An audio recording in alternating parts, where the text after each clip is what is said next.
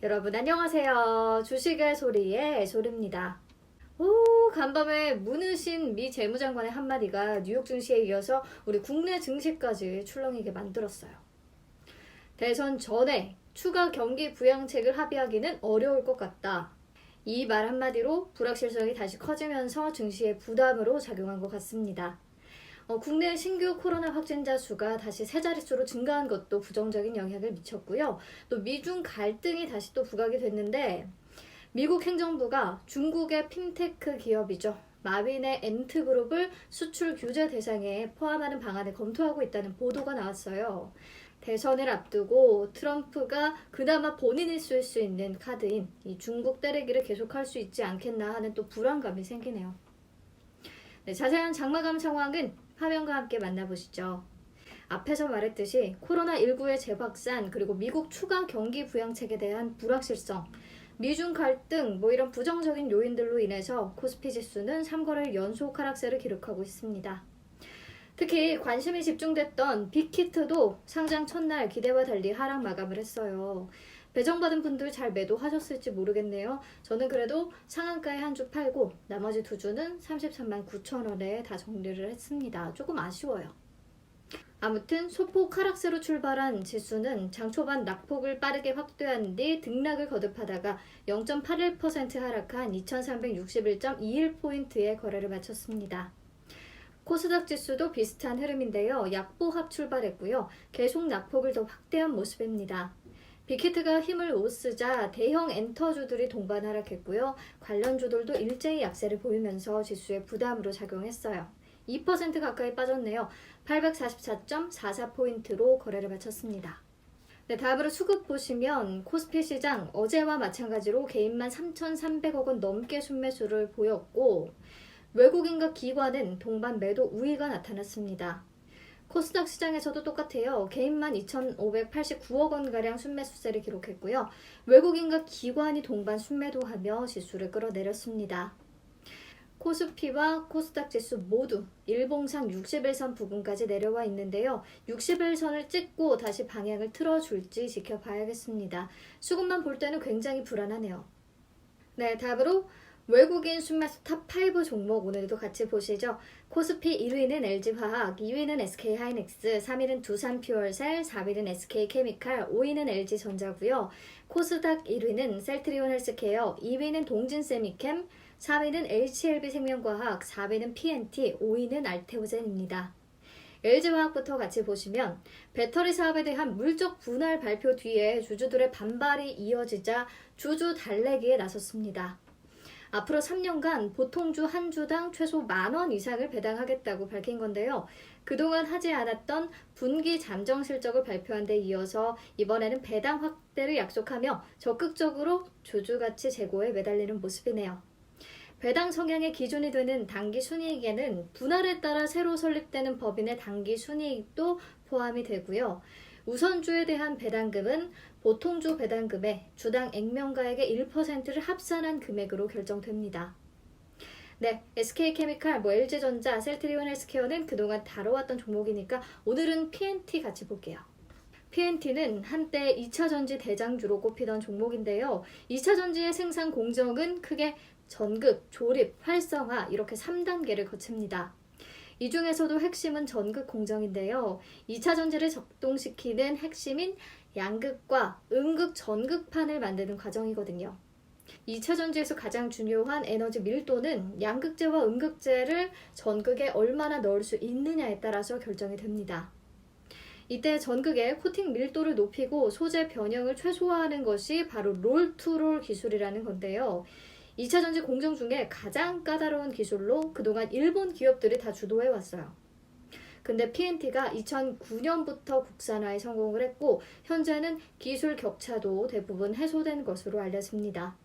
고객사도 꾸준히 증가해서 시장 점유율은 약 50% 수준이고요. 앞으로 2차 전지 시장 확대에 따라서 수혜가 장기간 기대되는 종목이기도 하죠.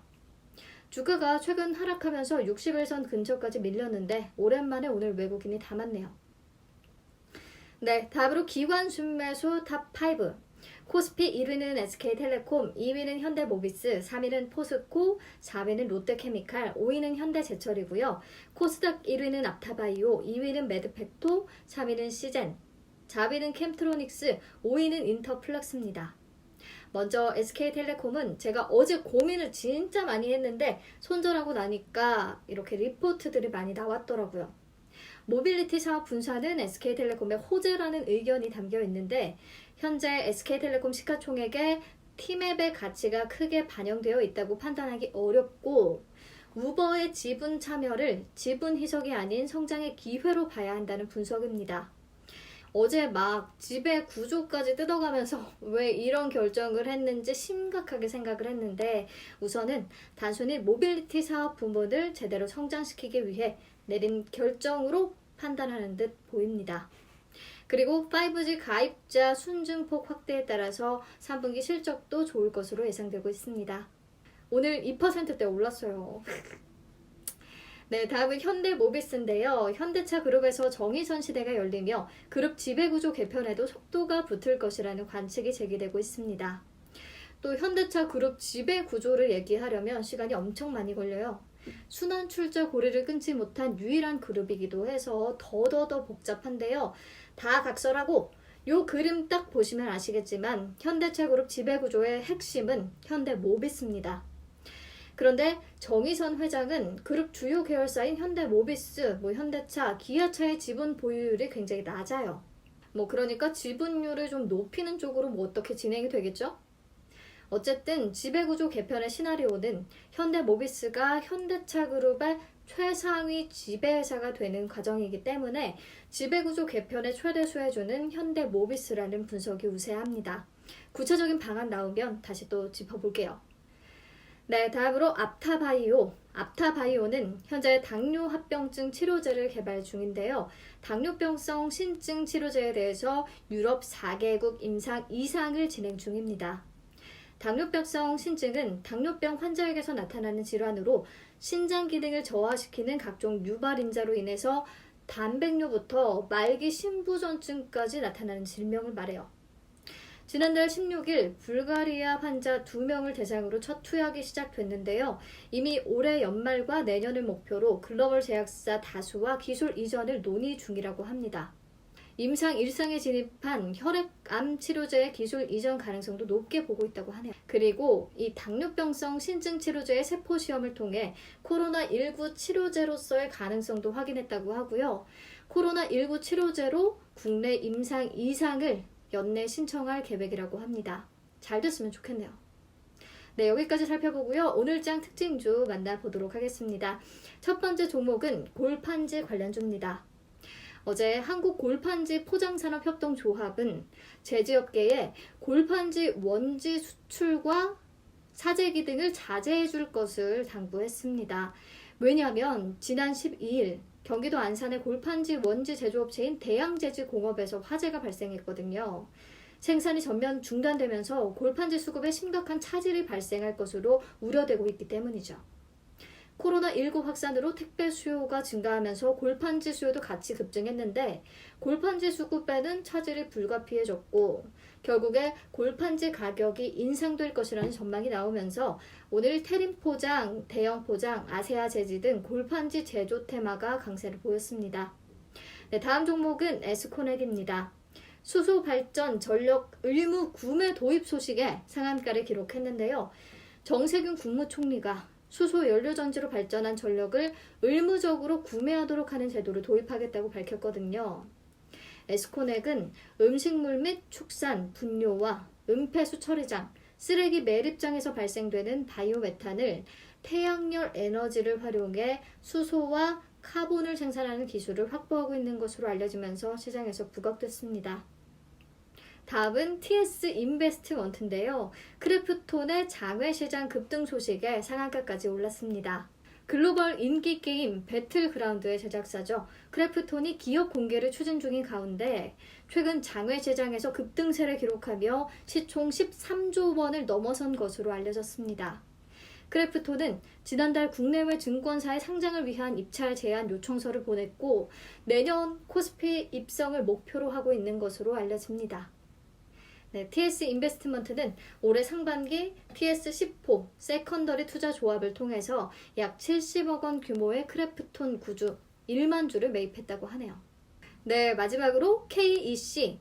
테슬라가 완전 자율주행 베타 버전을 출시할 예정인데 KEC는 2021년부터 테슬라 차량의 터치 스크린에 쓰이는 반도체를 공급할 것으로 알려졌잖아요. 이에 연일 급등세를 기록하고 있습니다. 네, 다음으로 오늘장 거래량 급증 종목 같이 보시죠. 6위의 라이브 파이낸셜만 같이 볼게요. 고려대학교 산학협력단과 이산화탄소의 아스타잔틴 고속 전환 방법 특허 기술 이전 계약을 체결했다고 밝혔는데요. 이번 특허 기술 이전으로 라이브 파이낸셜은 버려지는 이산화탄소를 이용해서 세포의 대량 배양이 가능해졌고요. 계열사 경남제약을 통해서 비타민C의 무려 6,000배에 이르는 강력한 항산화 및 항염증 능력을 가지는 고부가 천연 아스타잔틴을 제조하게 됩니다. 탄소 배출 감축에 대한 관심이 굉장히 높아지고 있어서 주목해 볼 만한 내용인 듯 하네요.